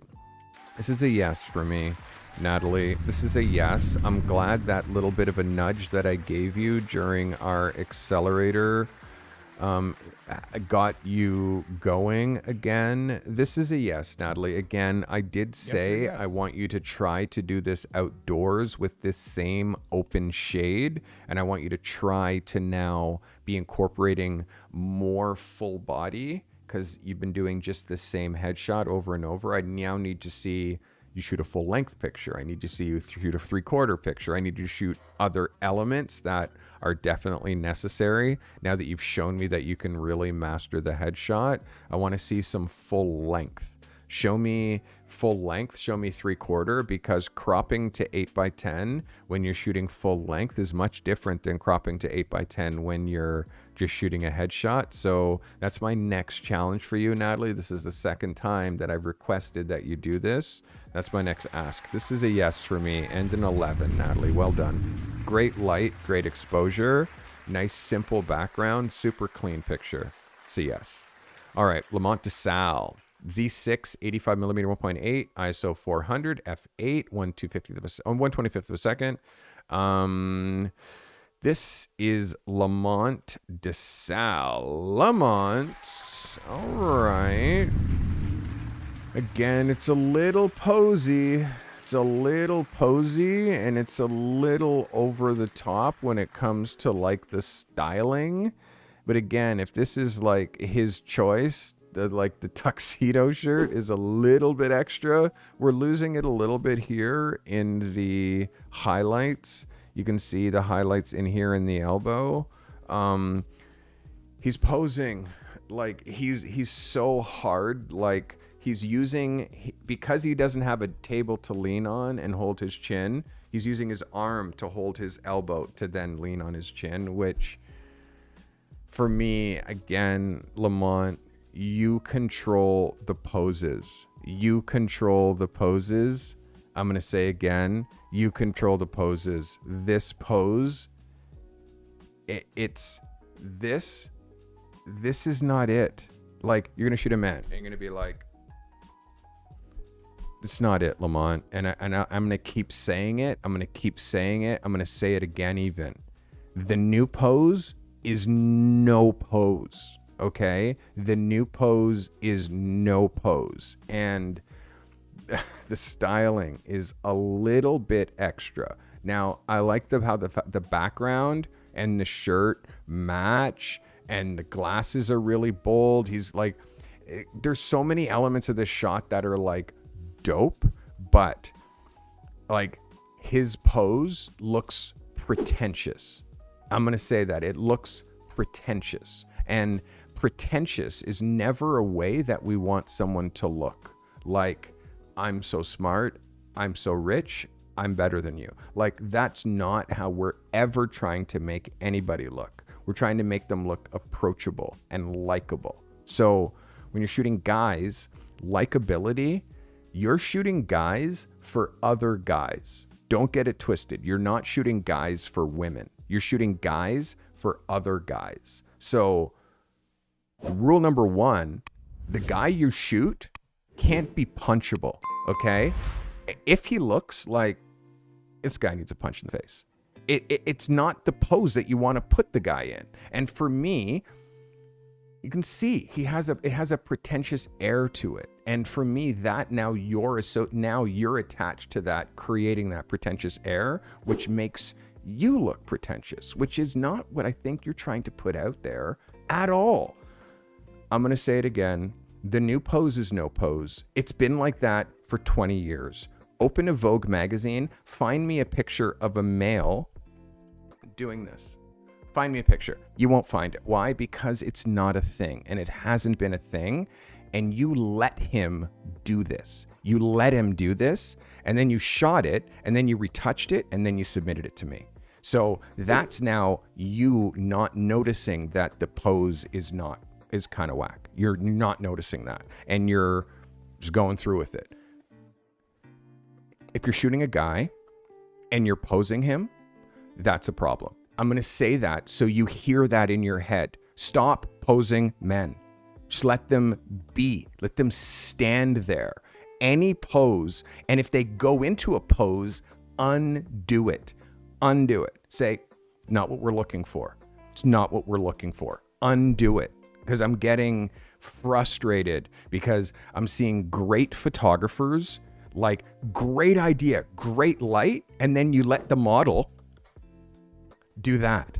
Or you let the model do that. Like, what are you doing? It's like you're this close. And the reason is because you're not looking at magazines. You're not buying Vogue. You're not buying GQ. You're not buying details and seeing the poses. You see them. They stick in your brain. And then when you shoot, you tell your subjects to do the cool shit that you saw in magazines. Proven pictures. Proven. Like, a lot of people have to approve a picture that goes in a magazine. Nobody has to approve something that goes on the internet. You can put anything you want on the internet. No approvals. Magazines, a cover, lots of people have to agree that this is... I get frustrated.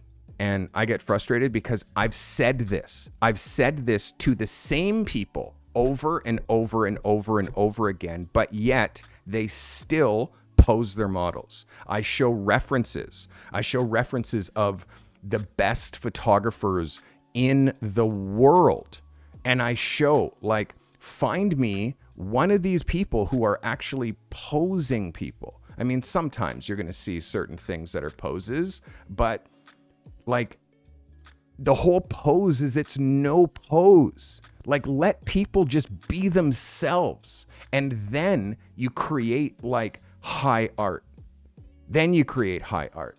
But as soon as you try to pose someone, now you're cheesing it up. Now you're cheesing it out. Now instantly you're cheesing it out. Just let people be.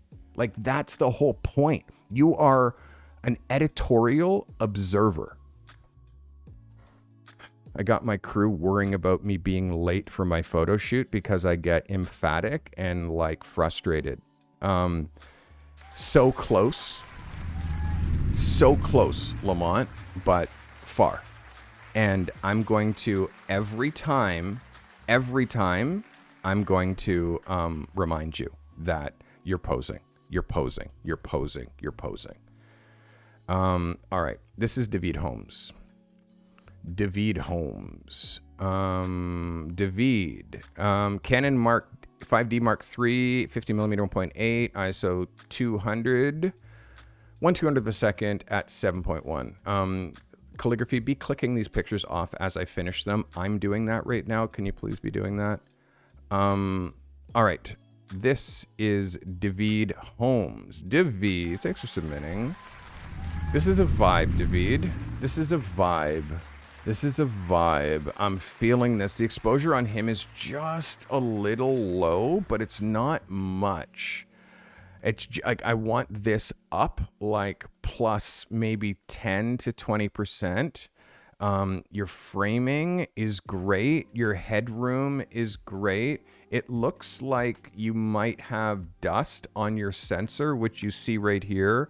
Make sure you get a blower brush and blow that off. This is a yes for me, David. Like, Look at this as a cover. It's swaggy.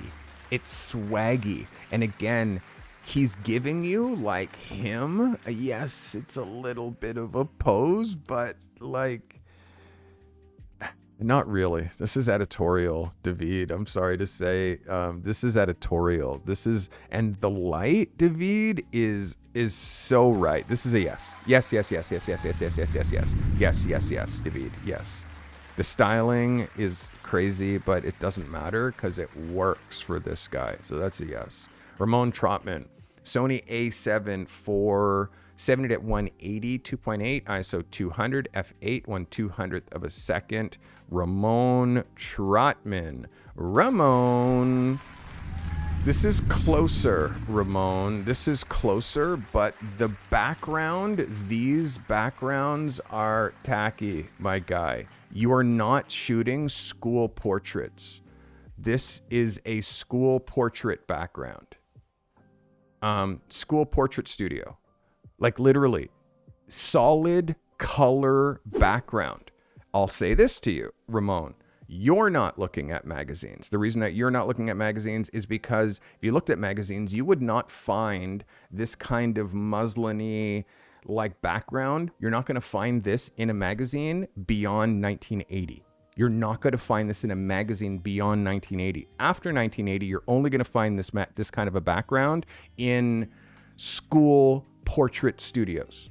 Okay? So that part we definitely have to fix. On the retouching, we're going just a little bit far to the point where this looks almost like an illustration. It looks almost unrealistic. It's so retouched.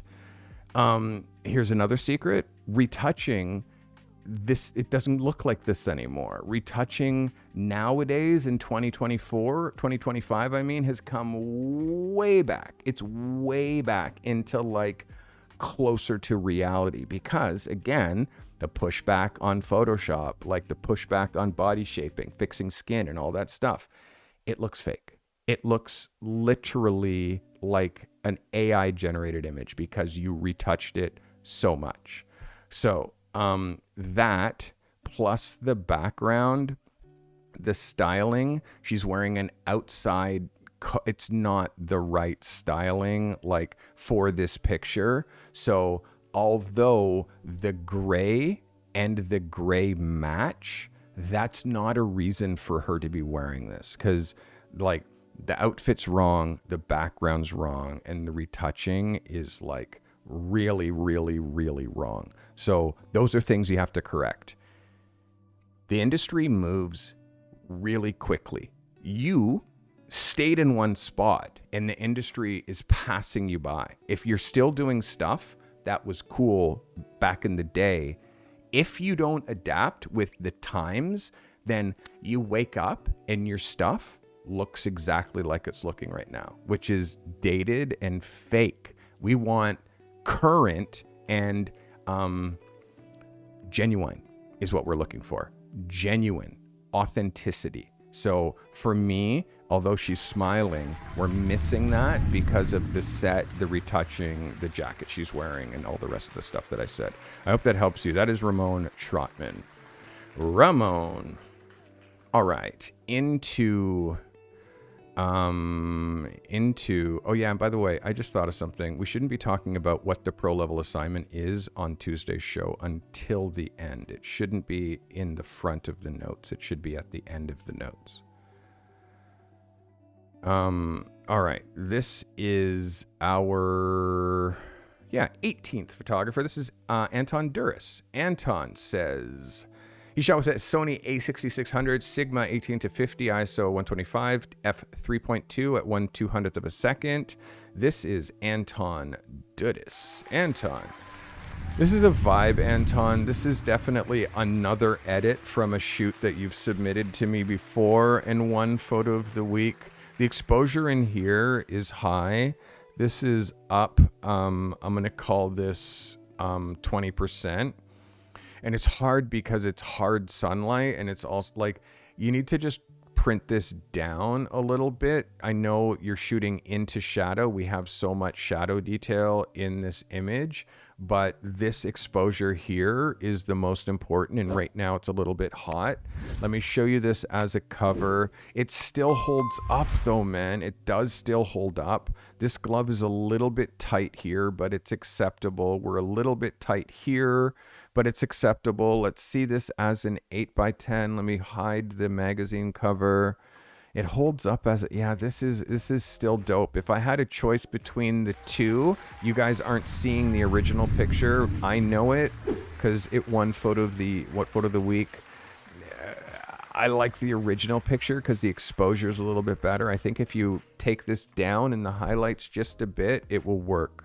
I don't know if you need both of those pictures in your book, but maybe, as long as they're not side by side, just like arrange it randomly. This is a yes for me. That's giving you an 11 and the applause. That's a yes. Yes, yes, yes, yes, yes, yes, yes. Great shot. Great shot. This is Doyle Daniels. Doyle Z8, 35mm 1.2, f2.2, 1/25th of a second, f2.2. At ISO 64, natural light. This is Doyle Daniels. Doyle, definitely see what you're doing here. You're shooting wide angle, but wide angle vertical has like a little bit of like weirdness happening in the background, the way that this is converging so hard, so quick. I would have loved to see this on a telephoto. With like at least a 50. You're shooting this with a 35mm lens. Yeah, I would shoot this with a 50. Just back up just a little bit and get this feeling more like, the thing is, when you shoot wide angle vertical looks like iPhone. Okay, I'm gonna say it again. Wide angle vertical looks like iPhone. If you have a 35mm lens, it is made to be held this way. It's made to be held this way. As soon as you hold it this way, you're now taking your $4,000 camera and making it look like an iPhone, because you're doing literally iPhone lens, iPhone perspective. So if you want your pictures to look like photographs, you have to like change your depth of field and change some sort of a perspective. And for me, this is begging to be shot on a 50. This is begging to be shot on an 85 with you pushed way back in this room. Shoot with an 85, push way back. Shoot with a 50 and, you know, not so far back. The pose is cool. The paintbrushes is cool. The light is cool. I like the room. I like the everything. Hands in one hand in a pocket over the holding onto this. Like, I mean, I don't hate it. Head angle, maybe a little bit of a change, but again, he's an artist. It's a proud picture. I just think you missed it with the 35mm lens selection. I would have shot this not on a 35. I would have started with a 50 and probably ended off with an 85. Another idea, instead of having him hold his arm like this, is you have him cross his arms, but he's got the paintbrushes in one of them. So his arms are crossed like this, but the paintbrushes are in one of them. So now the paintbrushes don't go so low in the frame. So then now you can punch in, and now you're not trying to keep these frame, like, because now the paintbrushes are up here. So now you can punch in way closer and use a different lens. That's what I would have done. I hope that helps you. That is Doyle Daniels. Doyle. All right. It's hard for me to have shoot days on the days that I have a podcast, but it's the only day I could get this model. So, yeah. So this is Rinske Nikon D80 24-70 ISO 100 7.1 at 2/50th of a second. This is Rinske van der Hout. Rinske, let's go. Rinske, this is very, very, very good. Very good. We're missing a couple of elements. I need a reflector back here. Kicking back separation on the back of your subject, which is going to give you polish. Like the one light, yes. The one light placement, yes. The USA, the basketball, everything, yes. But we can't have her just coming out of the shadow. We need some sort of a secondary light. If this is your subject, this is the basketball, you're hitting her from, say, here, this angle. You have one light that's kind of coming from here, hitting her that way. Well, you need another light from back here coming in here, giving you that separation here, or you need a reflector back here, bouncing light back, just offset. That's the one little bit of polish that this image is missing. But other than that, this is absolutely a showstopper. Very, very good capture. I want you to watch the exposure. Her skin's going just a little bit white up here. And her shoulder skin tone. This is the sweet spot for her skin tone. So I want you to make sure that her highlights here aren't going too bright. They are going just a little bit bright right now, but you will get it, my girl. I'm very proud of you. This is absolutely a banger. Guys, that is Rinska van der Hout. There we go. Cover. Beautiful. 4x5 works. And that is an 11 for me. Let's go. Well done. Well done, Rinska.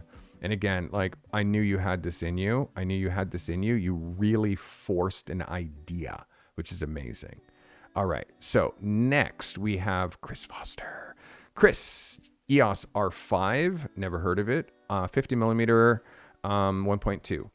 F8, 125, a 1/6 of a second. Shot with 2 strobes. This is Chris Foster. Chris. Yeah, it's just light placement, mister. It's just light placement. And again, I saw what you were doing with your set behind you. It's also shoe placement. There's so many elements that you have to learn when it comes to shooting shoes, man. It's like... And again, it's clean. The light appears to come from everywhere. I need a reflective surface if you're going to put these like that, so I have some sort of a reflection. Seeing the bottom of the sole is not really a thing. Like, again, Chris, intelligent imitation. I want you to find a reference, and I want you to imitate every element of it, including the shoe. And I know you have some shoes coming. This is a clean white, but this isn't the light, and it's not the shoe, and it's not the placement. Again, it's close, but I don't think that this is it. I'm giving you love, but again, it's like the angle of the shoe, seeing the inside of the bottom of the shoe, using that as a prop, like everything you have to imitate, including the set, including how you place the shoes. You have to imitate everything. And for me, this is you experimenting still without a reference. We're also losing the shoe here. We're losing the detail of the rubber. So I'm not sure if you did a cleanup and actually which it actually looks like you did a cleanup, because I'm a forensic psychologist. And if you see here, I see you cleaning this up, yeah? And then I can see how that, like how you missed, or the shoe, this just kind of just goes into white here. And then the shoe never really recovers. So I noticed that too. You have to use intelligent imitation. You have to find the reference, the exact reference, and then literally imitate that picture exactly, including the placement of the shoe. And even if you're doing a white background for a shoe, find me the reference where they're placing the shoes like this, Chris. Find me one. And you're not going to be able to find one because you set this up without the reference. So I'm tuning you, but I'm telling you, go right back to the source. Also, how the laces are done up here. We don't do laces like this. This isn't how laces are done when you're shooting shoes. So the whole putting the tongue behind and tucking or in front, like, we don't do that. Like, find, and again, get your nephew to help you with all of these elements, because shoe culture, it's like a thing. We don't tuck the shoe behind there. That's not how we do. And again, Of course, you're wondering what shoes I'm wearing. It's I mean, you know, we got to be matching. And you see, I have them done like how when they come out of the box, that's how I tie my shoes. So, and yeah, never the Nike thing like in front like that, like this. Yeah, that's not a thing. We don't no, that's not a thing. And again, find references. So you're actually styling the shoe exactly how it's supposed to be. And that comes from looking at way more sneaker culture. I hope that helps you. That's Chris Foster.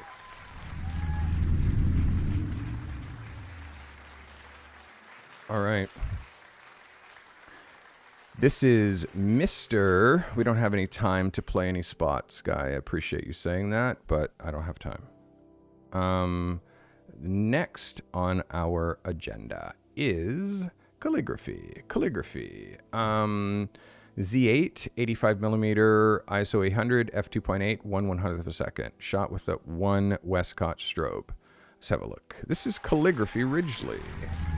Calligraphy, I mean, it's okay. She's kind of a little overstyled, personally, with the hair. It's a little overstyled. I mean, the hair itself, I would love to see like a portrait. The corset, it's cool. I mean, again, as a double page spread, let me look at this. You can see that you're prioritizing the chair just a little bit too much. And because you're prioritizing the chair, then now she's forced to be on the thirds. And because she's on the third, she's too much on the gutter. Because the chair, you're framing the chair properly. For me, I would have cut the chair off and framed her. Because the chair is just a prop. It's not so important to the double page spread. The exposure on her calligraphy is dope. Like, definitely the exposure on her, the light on her is dope. The makeup is even dope. I'm just, again, the hair is probably an opinion. A corset is an opinion. Yeah, it's just, for me, I would love to see her standing in this outfit because, again, she's wearing high boots. Boots are made for standing. It's pretty hard when I mean, again, if you're going to do it this way, this is really the only way to do it. This is close for me, calligraphy. Yes, it could go in your book. It could definitely go in your book. But I do want you to see all the things that I see. You're prioritizing the stool, I think, a little bit too much. And I'd be interested in seeing more poses. Her standing, her sitting on the stool. I'd like to see what else you did with her and some close-up shots. I'm happy that you shot full length because you definitely need to be shooting more full length. Guys, that is Calligraphy Ridgely. Very close, Kay. Again, very close. It's a very, very clean picture.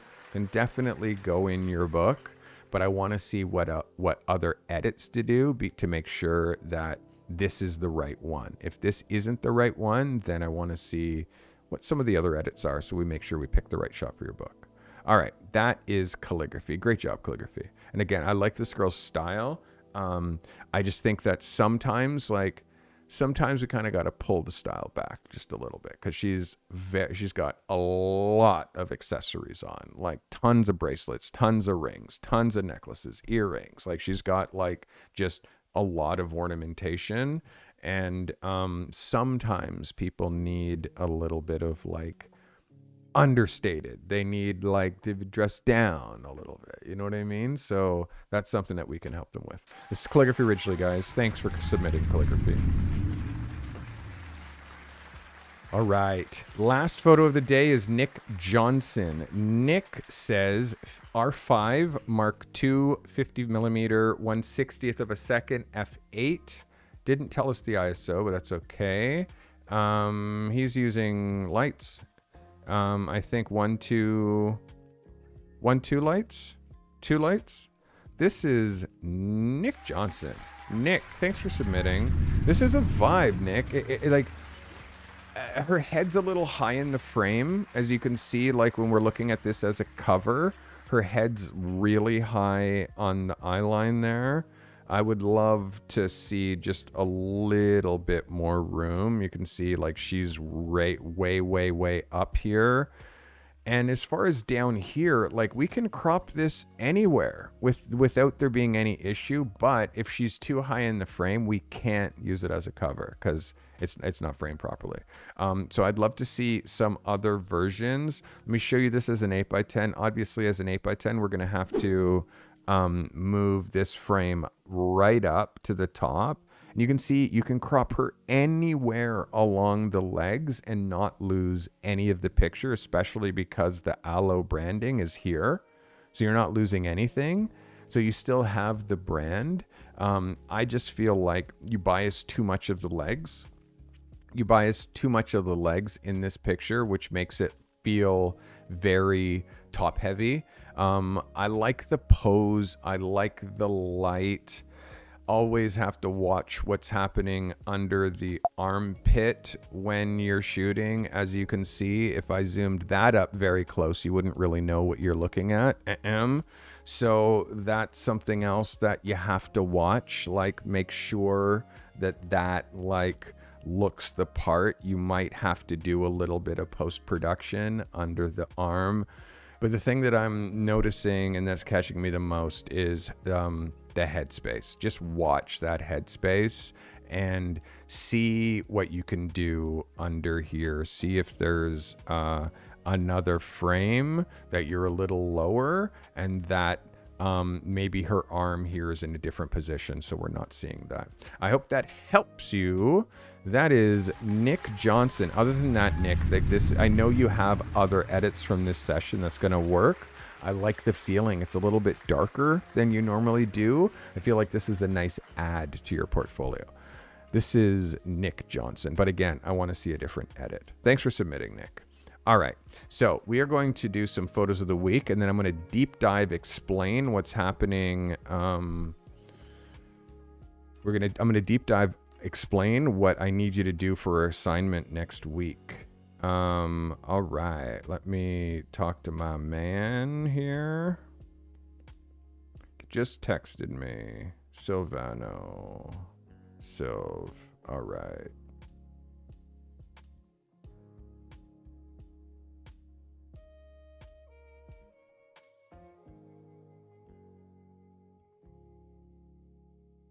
All right. Okay, so let's go to some photos of the week. I'm going to deep dive this week's assignment, and I'm going to show you what I got from this brand. All right, we have some photos of the week. Let's start our first photo of the week with Mr. Steve Bordeaux. Steven, that's a photo of the week, buddy. Very clean, well executed, and Carty approved. Starting out strong with a photo of the week for Steve Bordeaux. Steve Bordeaux. Let's get it on. Next photo of the week goes to Mr. Ian Martin. Ian, that's a photo of the week, bye. Well done. Very, very, very sick image. Very hard to execute these drive-by shootings and nail the location and the movement and everything. Very well done. That's a photo of the week for me. That is Mr.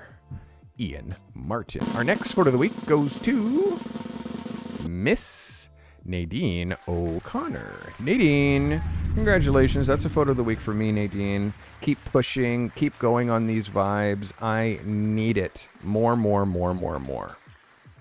Congratulations, Nadine. All right. Our next photo of the week, I do believe this is... Ooh, thank God I checked. This photo of the week goes to Kivian Durrett. Kivian, it's a photo of the week by... Well done. Well done. Kivian Durrett, photo of the week. Well played, my guy. Congratulations. All right. Photos of the week. Photos of the week. We are looking for...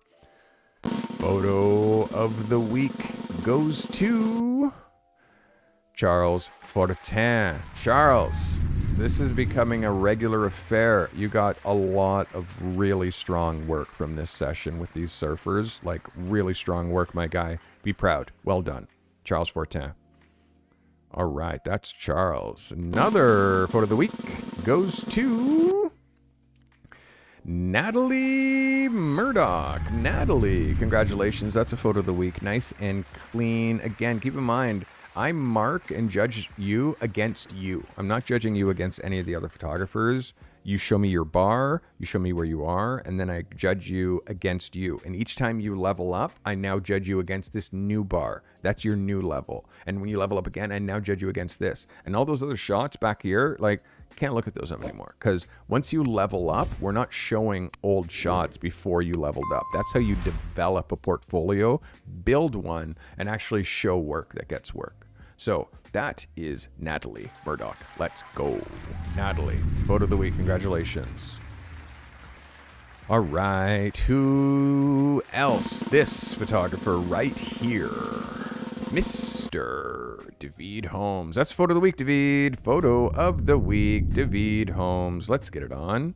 Let's get it on. Can I have my applause now? Thank you. David, photo of the week. Well done. Very, very, very cool and swaggy. David, very well done. Very well done. We got a photo a week right here for this second B-side. That's Anton Duris with this photo right here. Congratulations, Anton. You really killed it with this session. You got another amazing image, and I did not know that there was another one that you had from this series. Congratulations. That's epic. That is Anton Duris. Yep.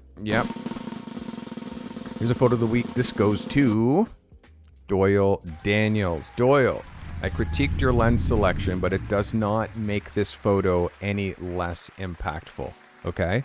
Color-wise, tonal range, you really killed this. What I told you is how to make it better. But it doesn't mean that this doesn't also hit. So congratulations. That's a photo of the week for you. This photographer, this is a photo of the week for her. Her name is Rinska Van Root. Rinska? Let's go, Rinska. This is a photo of the week for you. Congratulations. This is Rinske Van Root, I feel. That is your name, yes? Van Root is what I don't say very often. Rinske Van Root. Where is this? Yes, Vanderroot. Vanderhoot. Oh my goodness, I butchered that. Vanderhoot. Okay, I'll lock that in, Rinska. All right, Rinska, that's a photo of the week for you. Congratulations. All right, well done, well done. Who else do we have? So close. So close. So close, but I got two. Got a photo of the week for this guy. Remember everything I said, but we're giving some love to calligraphy. Photo of the week for calligraphy. Let's get it on, Kay. Again, I do want to see some edits, but this is so clean. I can't not give you the love. It's too clean. My applause button is broken. Very clean. That's a photo of the week for you. And our last and final photo of the week goes to Mr. Nick Johnson. Nick, congratulations. Again, please find me someone who has, again, if you have another shot that's just a little bit lower in the head angle, that'd make me happy. But overall, it still works, Nick. It's still an evolution for you. It's still a new look for you. And I really like it. So those are your photos of the week. How's my timing? We are at 1:59. Let's get into this week's assignment. Oh, this is next week's assignment. Oh. Next week's assignment. Do you guys want a little sneak peek into what next week's assignment is? I'm going to give you a quick secret. Week 13, next week, your signature shot. I want to see your opus, okay? I want you to create a single powerful image that instantly communicates your photography, your specialty, and the value that you bring to potential clients. So I want you to talk about style. I want you to talk about technical mastery, how you position people, your emotional connection. how you choose locations, if you shoot places, your technical expertise, your timing, your environmental control. It says here week 13 calligraphy, so I'm just reading what it says on the notes that you guys prepare for me. All right. If you shoot things, shoot a product that highlights your distinctive approach to photography. I want your hero picture, the picture that you would open your portfolio with. It can be horizontal or vertical. It can be horizontal or vertical, but I want your signature photo. Like, show me, if you only were showing one picture to try to get a client, this would be that picture. Just one picture. What would it be? Okay, so that is the signature shot. That is for week 14. I'm learning week 14, and that is it. Now, the key to success in this assignment lies in creating an image that not only showcases your technical abilities, but showcases your unique selling proposition, your style. We're trying to attract potential clients in a single image. Okay. And again, the novels before each photo, I'm done with the novels. I want one sentence. I don't like the light that you're using, the brand, the grid, like all of that stuff. I don't care about. I want to see where you're putting it, and I will see whether the light is right or wrong. So the strip box and the 80-200s, and I don't give a fuck what light you're using. Just tell me 1 light, 2 light, 3 light. Simple, because the more people that sign up for this, I want to be able to bring more value to more people. And reading your paragraphs before your photographs takes me half an hour extra, half an hour reading. All I want to do is review the photo. So stop making me read is my ask. Okay, guys, I'm going to show you one last thing before I get out of here. I got some cool shit from Edwin, Japan. And again, because we're talking about your personal style, I thought I'd show some of my own personal style things this week. My client picked out for me. Starting with Japanese denim, which is like reclaimed, made in Japan denim. This is a very expensive pair of jeans that you never wash, ever. Japanese denim.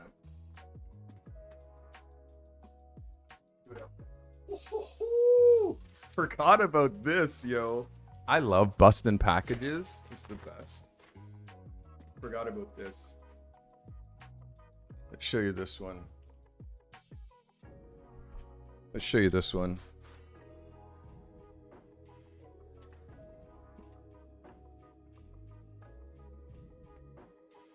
This is black Japanese denim. Jacket. Utilitarian. Very, simple style. Jacket. Yeah, I don't know. There's no prices on this stuff. Yeah, no prices on this stuff because I went to the warehouse. That's the second thing that I got. And then let's bust some more packages. Let's bust some more packages before we go here. 204. This matches my fit. This is why he gave this to me. See, matches the outfit I'm wearing right now. Edwin hoodie. Japanese writing on the back.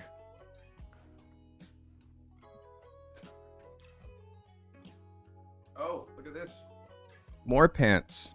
Thanks, buddy. More pants. This. And I only wear like certain silhouettes. This is another one. Boom, boom, boom.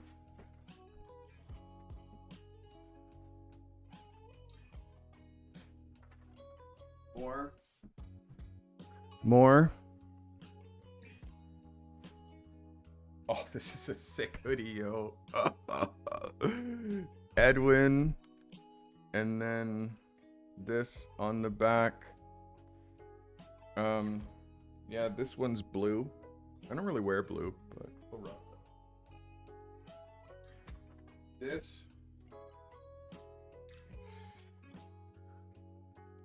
This is white, just says Edwin, Japan. Or this one, pocket, Edwin, Japan. Yeah. So not a bad haul. That's probably $1,000 plus.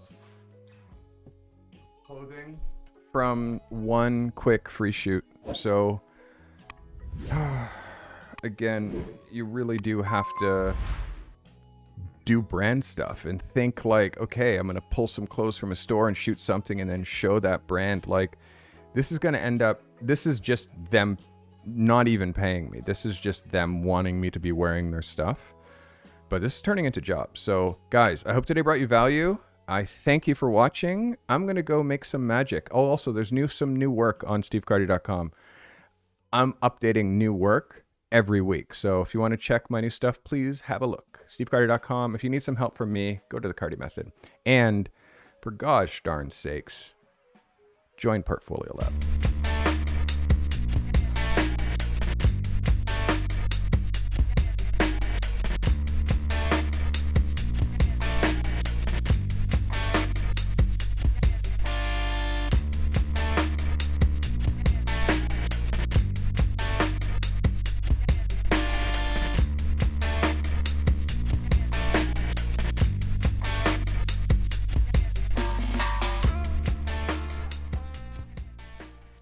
This live stream was brought to you by Pixpa, the best website builder for photographers and creatives, and Indie, the best way to run your freelance business, and by you, the members and subscribers of the Carty Method.